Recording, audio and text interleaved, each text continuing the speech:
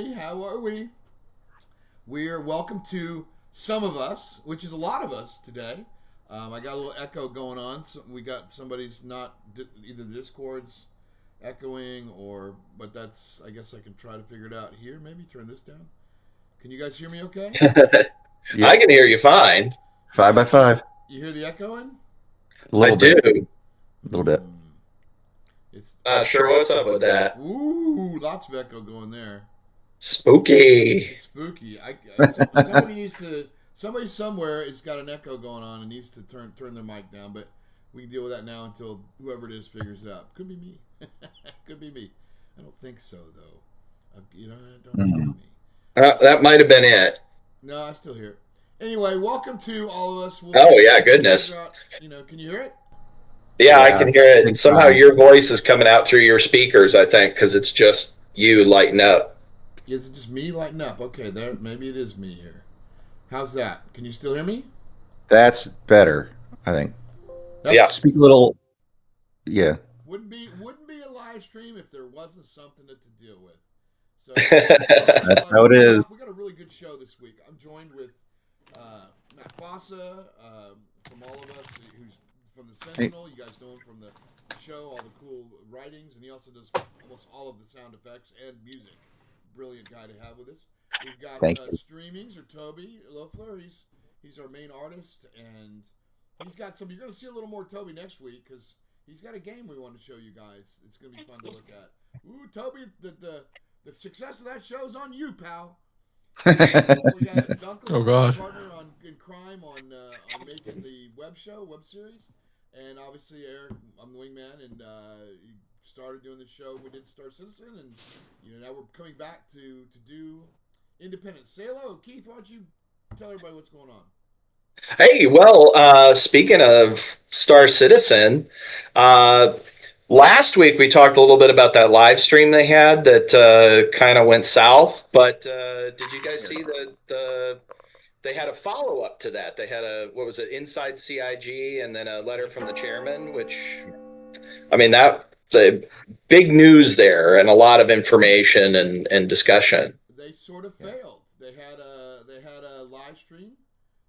It didn't do very well. And always when you make a mistake like that, you've got to respond correctly. And let's see what CIG did here. The beacons have been city! The beacons are lit! Gun knuckles parade!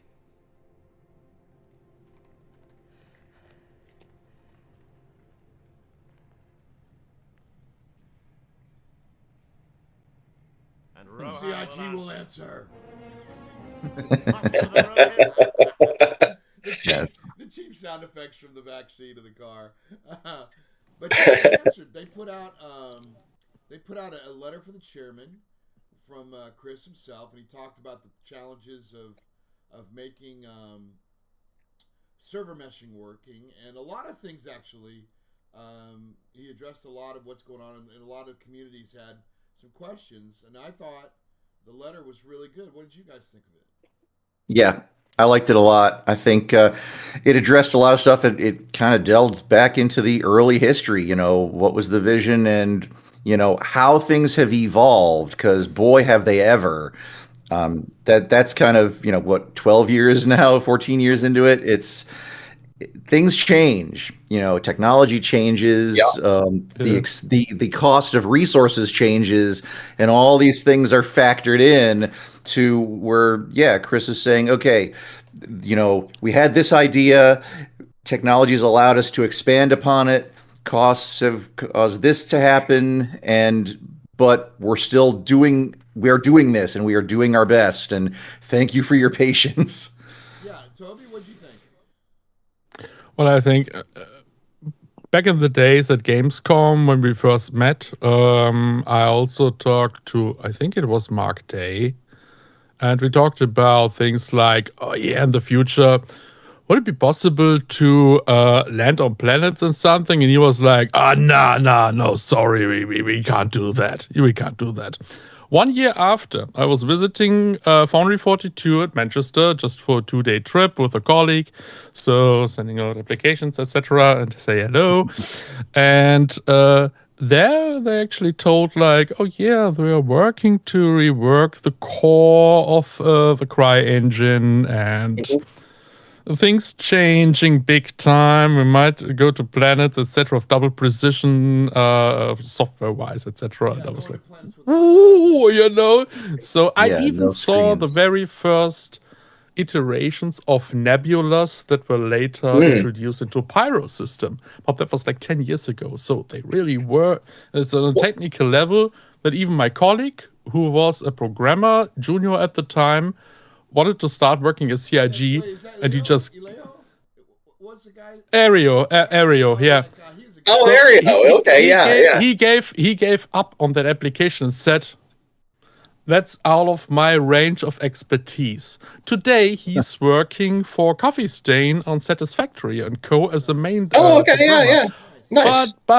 But he even worked for Wargaming, you know. But you see how CIG was back in the days already when it came to C++, all the stuff engine-wise. So you need high-skilled programmers to do that job, you know. The thing And is, right, Yeah. and the truth in one of the things, I'll get to you in a minute, Keith, was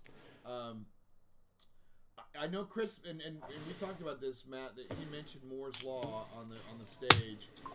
On the very first, yeah, on the very reveal. first, October 12th, I think it was 2012. But I don't think he planned it. It just sort of. He's right though. The server meshing they're trying right now could never have been done with technology for 2012. So Right. everybody, because you've got to. That part of that is all these servers can have the APIs for your wallet and your goods and where you are in space and other ships and are they with you and all these pings and things that go back and forth all require different servers and require a communication between the client and all the various servers. And without being over a gigabit speed for most of the people, it would Right. it just wouldn't it'd be buggy. Because remember the games that Keith, remember you played Eve where you'd be with all those ships, it was like Oh, yeah. Time dilation. Yeah. Yep. The- Exactly. And that was not server meshing so much as that was a single set of servers that were all internal communicating rather than that's some of these part- private part of servers and meshing, stuff. That's It's part of it, but but what Star Citizen is doing, at least as I understand it, is way more complicated because they were, letting people do more. Yeah, Yep. it's also it's weird. Like there's some fan bases out there that are really. So I mean, to be fair to the fans, it's taken a while for them to get here, and they Yeah. have got $1 billion, which puts a crosshairs on you, for having that amount made that or having raised that much. But you can look in the UK, all their funding and how they spend it is published. And Chris made a point about the last 6 years. GTA has spent $2 billion. $2 billion. Yet GTA costs more still. And that's where they're at. That's the level, and we should talk about that too. What do you guys think about? They moved Squadron 42 to Q2 next year to avoid GTA. Now I'm gonna tell you why, and then you guys can. It's in a game when you're a game this big, and it is a big game. Whether people agree with that or not, this is a litmus test game. It's going to be a huge game. There's very few games that are $1 billion now, and so when you do that, you want as much runway where the audience and the influencers in particular are focused on you. And so I think they had to move. GTA is the biggest game we have. So Oh, yeah. I think it's the right move. We'll go one by one, and let's just have a quick. Matt, what do you think of that? I understand the reasoning for it. I guess I've been a little bit on the fence. Like, my wife actually follows a little bit of this too, and I mentioned that to her, and she's like, why can't they just have two really cool games happening at the same time? But I was kind of like, everyone is one-track minded. They're going to hyper-focus on GTA 6. I think it was a good idea, but I definitely think there's going to be some pushback on it. Okay, Toby? So I think the biggest release we had in recent days was Crimson Desert, and it was around, let's say, 2 months of hype that went into it with the first iteration of updates, patches, and people talking about and pushing videos out. The YouTube was full of how to do and how not to do the 10 best things in Crimson Desert. It was full of it.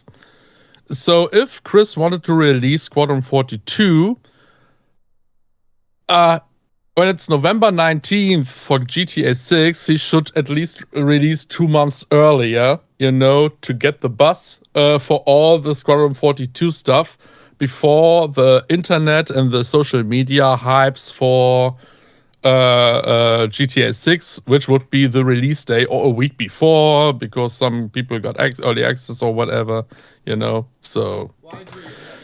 At least it's very short time. I don't know how much they finished it, well, so giving them 6 months. I know it's finished right now and they're polishing it.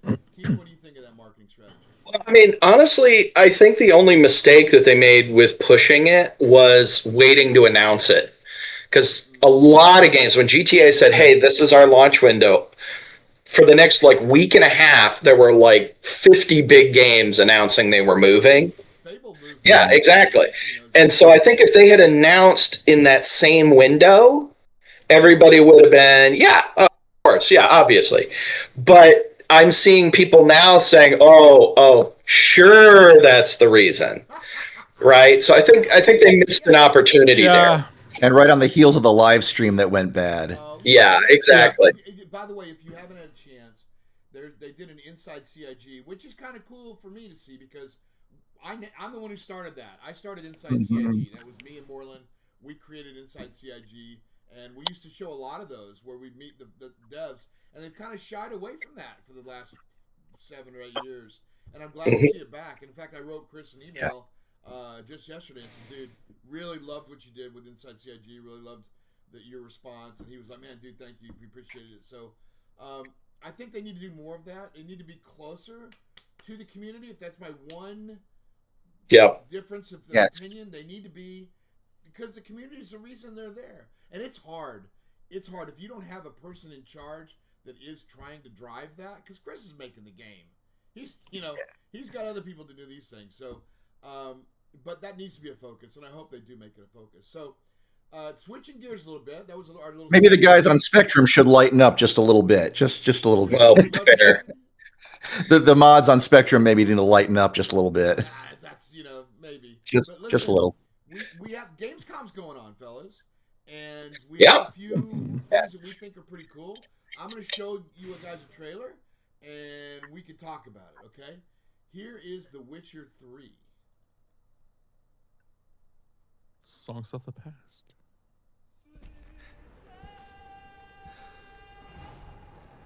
I see a white wolf striving forward towards a solitary tower. Never chose to be a witcher.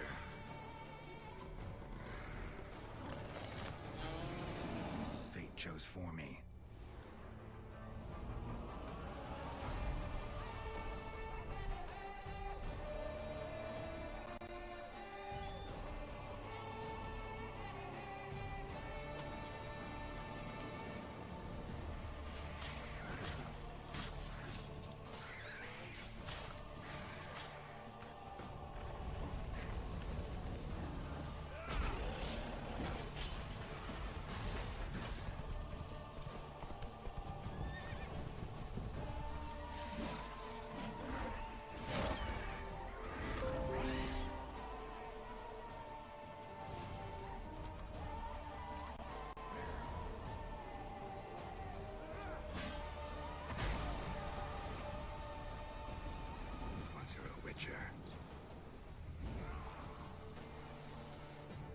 You can't just step off the path.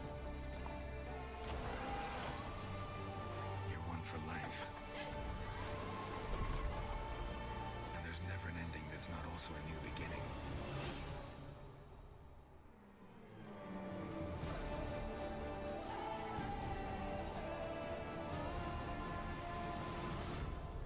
Okay, now what's interesting about this is their approach. This is a remaster, and boy does it look flippin' amazing. And instead of charging for a remaster like some people are doing, they're giving they're going about it giving a free remaster and 2 expansions which were remastered as an upgrade if you're a Witcher 3 owner. Yep. That's Like a loyalty way reward. of doing it. Like it's a different way of doing it, but it still requires you to have Witcher 3 the game to get there. But it's smart. I think it's smart. Dunk, what do you think of that?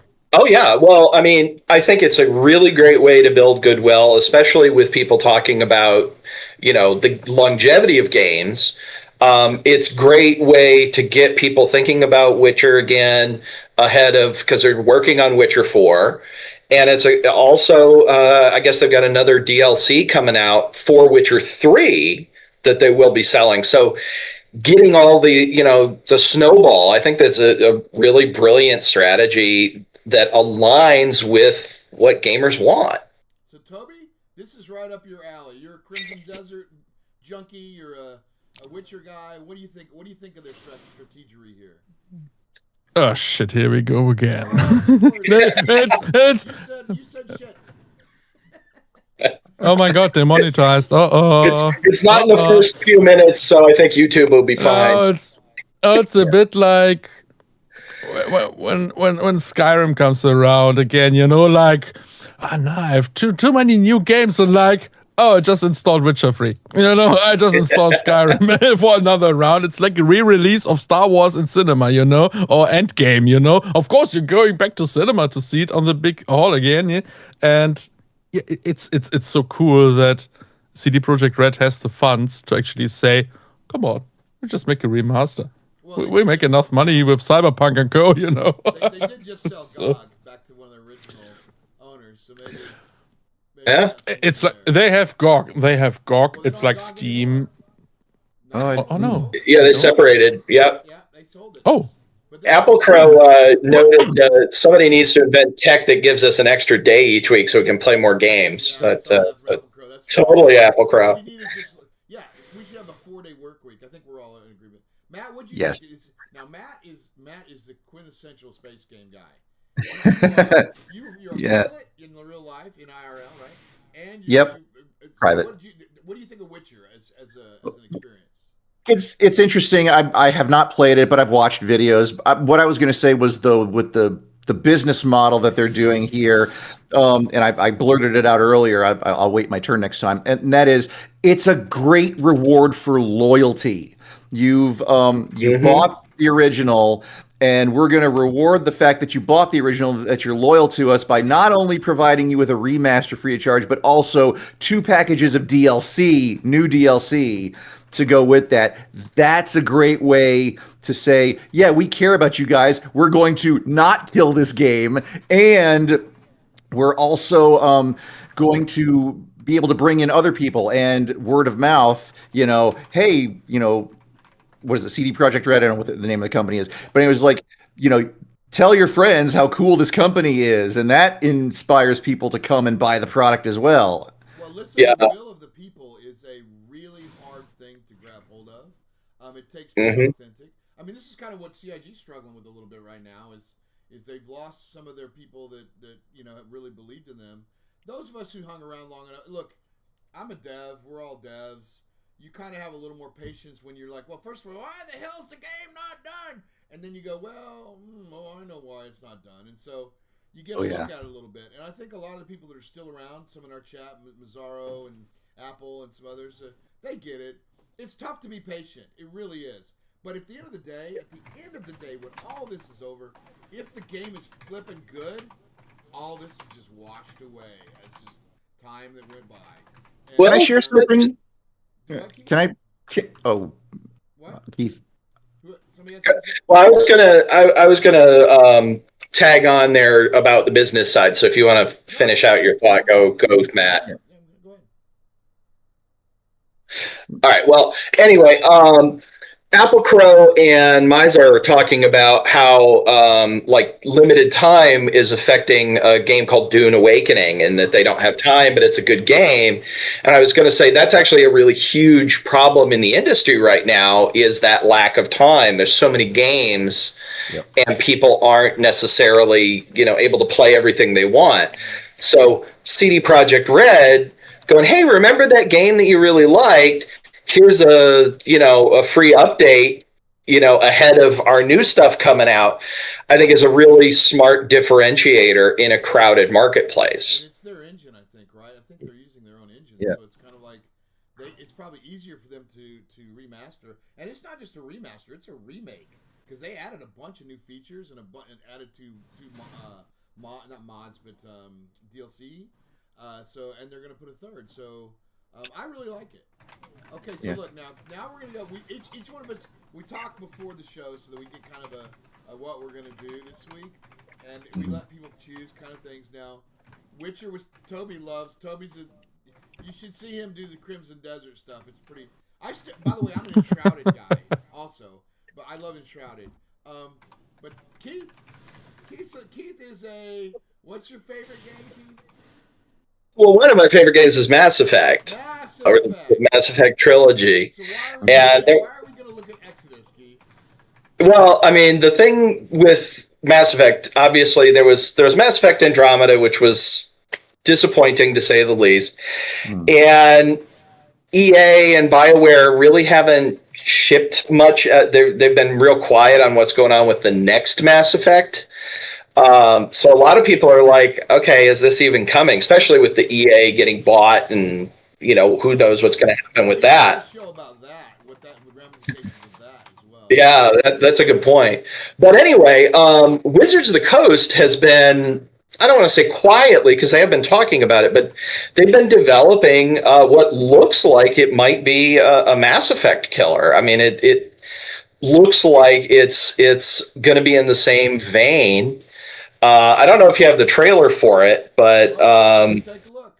Humans are remarkably intelligent creatures sometimes. Let's protect our defense. Keep moving.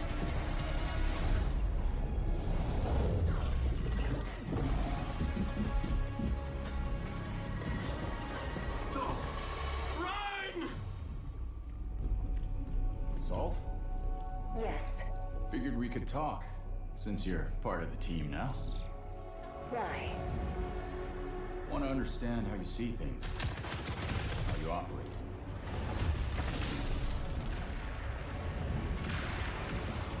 I hunt. You pay. This is agreed. Well, that answers that. But hey, we're getting to know each other. You local to Persepolis? Whoops. Let's protect our defense. User error. oops. Oh, you can watch it again.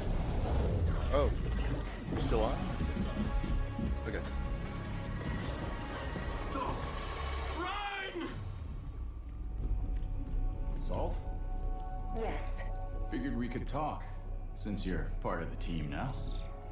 Why? Want to understand how you see things, how you operate.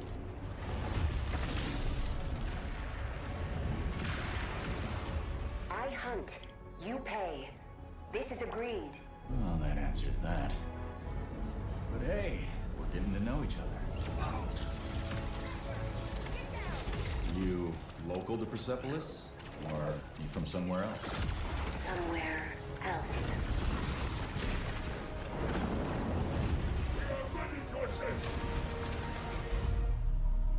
Salt. You have a most impressive reputation. We were surprised to hear that you accepted a permanent position with the human team. You fear me, envy, hate. I'm responsible for this world, and you put it in danger for your own selfish reasons. I will join, but I will be paid after, even if Leiden is in danger. You've been away for a long time. From your planet? From your people? I miss ocean, safety, home. Run, human!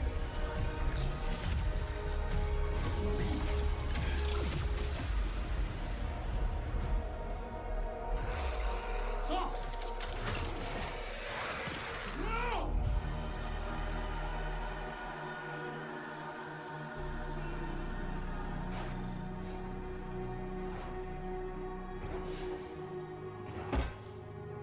Time is our great enemy.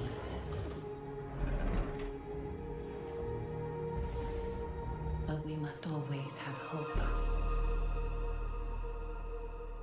Wow. So sorry. First of all, sorry for the foible. We had to watch some of that twice because I tried to Yeah. stick in a little Patty Bell ring there, and it restarted I re-looped it. So my bad. But I will say this: I've been making games since 1980s, right? Mhm. 90s when I started at Origin Systems. The trailers for these games are as good as movies. Mhm. They are just Yeah. phenomenal. And there's a movie out, and I'm going to plug it. It's called Humans Are Remarkably Bright Creatures, and it's got Sally Field. It's a little octopus tie in there. Oh, okay, yeah. It's not just a good movie; it's a great movie. So if you haven't seen I'll have it, to keep an eye out for it. yeah, it's on But Netflix now, yeah. But yeah, anyway, the thing about that trailer is it shows off some really critical things from Mass Effect. Obviously, the conversation choices and stuff like that, the particular style of squad based and ability based gameplay that's like the moment to moment core loop. And then the other thing that they hint at, they don't necessarily come right out and say, but they hint very strongly that this game is going to have loyalty missions like Mass Effect 2. That the different squad mates you have to like earn their loyalty and earn their best abilities by doing something for them. So anyway, I thought this was really interesting to see a very BioWare like game being made by Wizards of the Coast, or Archetype which is a part of Wizards. Nice. That's interesting, Matt. What did you think of that trailer? That looked really cool. I was able to watch it. Yeah, it looked really cool, and I loved the. I can't pick out one particular thing, but I liked it. Cinematic. Cinematic is the word. And I think what I'll comment this. And actually, this goes back to something I think Chris Roberts has said, and other big game devs has. I think you've said, Eric, and that is, we're now in the business of telling stories with games, and now with the cinematic views and the technology, the video technology that's out there, you really are making interactive movies in so many ways, and you're telling stories this way. Mm-hmm. I agree. Tob, what'd you think? Are you going to be playing that game? Oh, yes, I think yes. Because Mass Effect is deep in my heart. I played Mass Effect like 5 times through. So, as an old Mass Effect fan, I'm now asking what are the romance options for the octopus? Of course not. Of course not. But that's a typical thing of new Mass Effect. The first thing I saw on Exodus, the first thing I saw for Exodus was a meme from The Boys where you see the Deep with this octopus. And I'm like, guys, no, don't destroy it, So, so you need to see the voice of that, but it's fun. I will play it. Take some questions from the audience if they have any. Well, I put it in chat, so if you have any questions, throw them up there. We'll answer them directly. We've got one more topic to go today. It's kind of a funny one because I've got a story to go with it. So I don't know if you guys have watched this recently, but Ubisoft just failed to upload their game. Here, everybody, here's your update. Thanks for the $15. Oh, you. That's something CIG hasn't even done. Matt, don't speak too quickly. Oh, really? We did exactly that. Oh, crumbs. My goodness. I was in charge of at that time. I was in charge of the steps process and all the live team to upload the updates. And so we had a big update coming. I think it was a VR1 or something like that. And Chris had called a meeting in Manchester, right? And we were just getting started with Aaron and the boys over there who were doing Squadron 42. So we fly over, all the leaders, execs, and we're getting everything organized. And we leave Austin to do this update. And it's really close to coming out. So, the next day we're having these meetings, and all of a sudden we get this notice that CIG's update's gone live. We're like, yeah, live. I was celebrating. It happened. And then 10 minutes later, there's no maps. There's no game. Oh. And they all look at me and go, what's going on? I'm like, What do you mean? What's going on? I'm here in Manchester. You know, if this was, and I didn't want to go to this meeting, right? I was like, I should be in Austin while we do the update. So I had to call back, and yeah, it had been a small mistake. I think one of our tech leads, I think we've worked with them before, forgot to load the maps, and so we did it. We loaded them right up, and it was just kind of a foible, and we fell on our sword, which is probably what Ubisoft will do too. So it happens. When you are this close to development, oops, I don't want to do that. When you're this close to development, things like this happen. So Ubisoft fixed it. Not a big deal. People laugh, and nobody's perfect. Nobody's perfect. So I mean, that was fun. Okay, do we have any parting comments? Anybody have any? Raise your hand if you want to say something on the screen. I'll let you guys go. Who wants to go first? Hey, Toby, did you have something? Well, yeah, maybe something I just saw, which is really bummer for the Gamescom a little bit. Well, let's not end on a bummer. We got a Gamescom show next week that we're going to talk about, so maybe we can deal with bummers there, unless it's sad, like somebody passed away or something. Well, no, yeah, it's very sad because Ryan Laley, who's an Unreal Engine developer, who works on his own first horror game. He's actually an Unreal Engine instructor on YouTube. So, and I'm following him.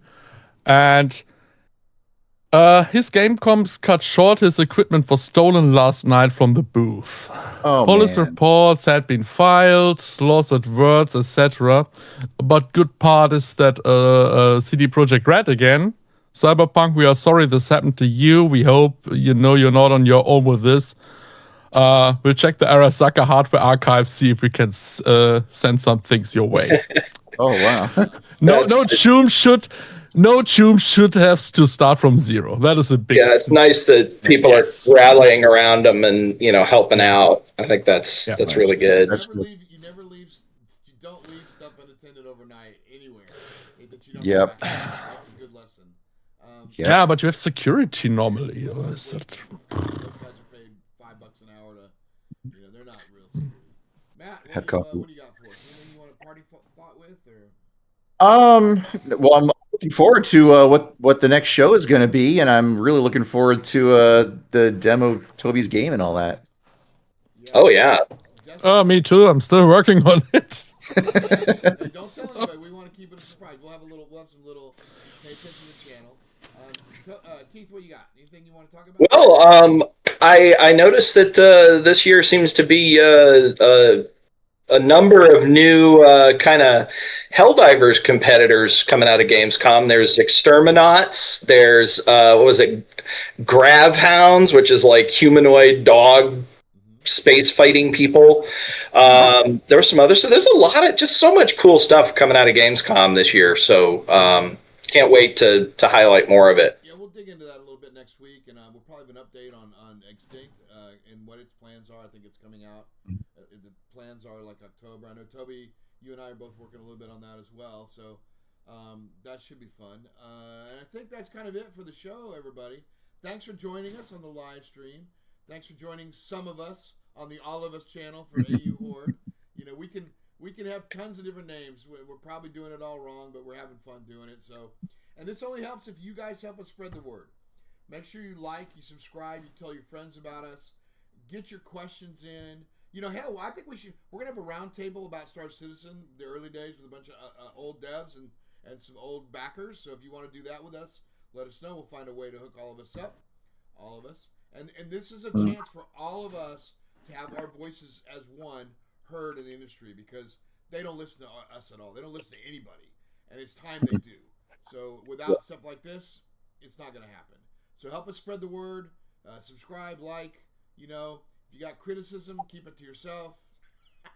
No, share it in the chat. Yeah, right. Drop the criticism too. Throw it in if you want.